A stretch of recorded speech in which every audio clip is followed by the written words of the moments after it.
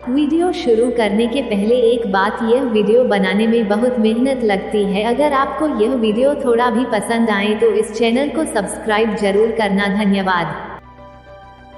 Tower of London में आत्माओं का राज। दुनिया भर में लोगों के जेहन में किसी भी सुनसान या पुरानी इमारत, खंडहर आदि को देखकर एक अजीब एहसास तो जरूर होता है। जहाँ भी हम कोई सुनसान इमारत देखते हैं तो हमारे दिमाग उस इमारत में रहने वाले लोगों के बारे में जानने की जिज्ञासा जाग उठती है। कभी कभी ऐसी जगहों पर लोग किसी आत्मा, रूह या भूतों को देखने का भी दावा करते हैं। जो लोग इन पर विश्वास करते हैं वो तो इसे मान लेते हैं, लेकिन जो विश्वास नहीं करते उनके लिए वो महज एक पुरानी इमारत होती है।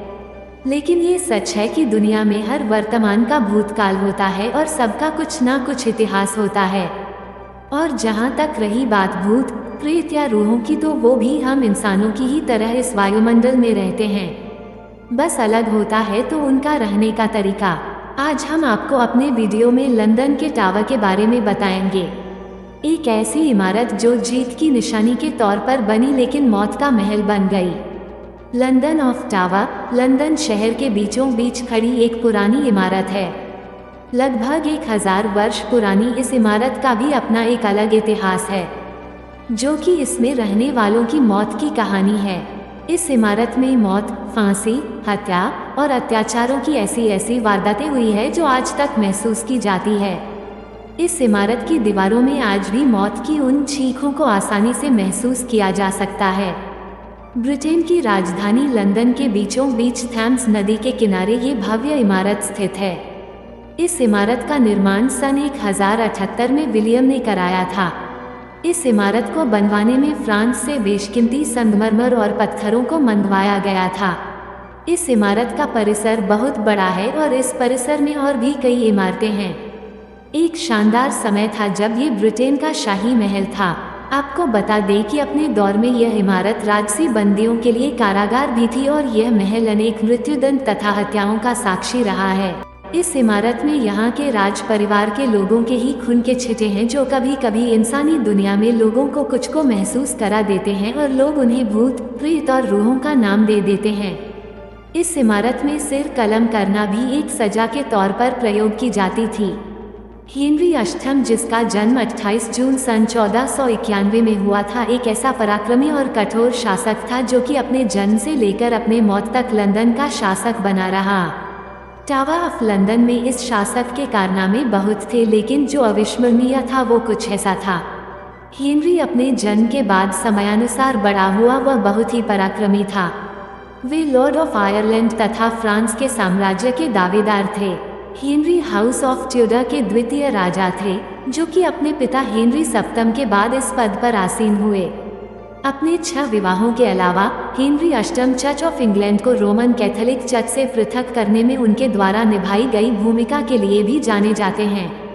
हेनरी की कठोरता का अंदाजा इसी बात से लगाया जा सकता है कि उसने अपनी दूसरी पत्नी को खुद ही मौत की सजा सुना दी। हेनरी की पहली पत्नी एनारान की कैथरीन थी और दूसरी पत्नी मशहूर एनी बोलिन थी। हेनरी को उस समय एक उत्तराधिकारी यानी कि बेटे की जरूरत थी। उस समय एनी बोलिन गर्भवती थी, लेकिन एनी को डर था कि कहीं पूर्व की भांति इस बार भी कोई अप्रिय घटना न घटित हो जाए।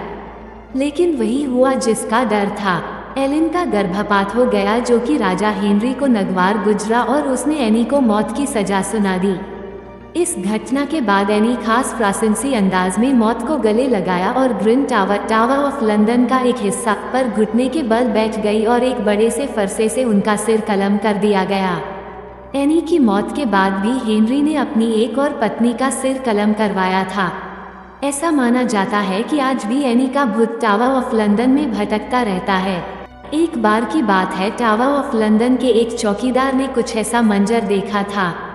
चौकीदार के अनुसार 12 फरवरी सन 1957 में सर्दियों की रात थी और वो टावर के परिसर में रखवाली कर रहा था। तभी उसने ग्रीन टावर के पास किसी सफ़ेद साई को देखा, जो कि देखने में एकदम रानी की ही तरह लग रही थी।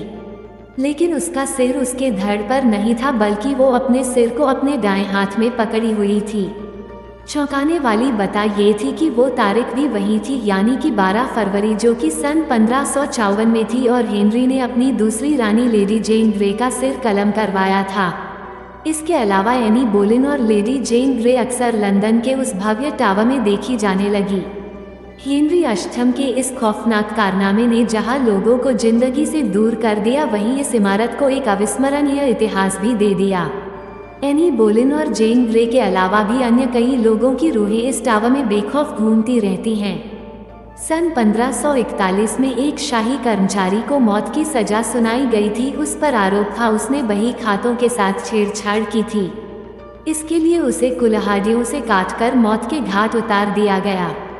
ऐसा माना जाता है कि वो निर्दोष था।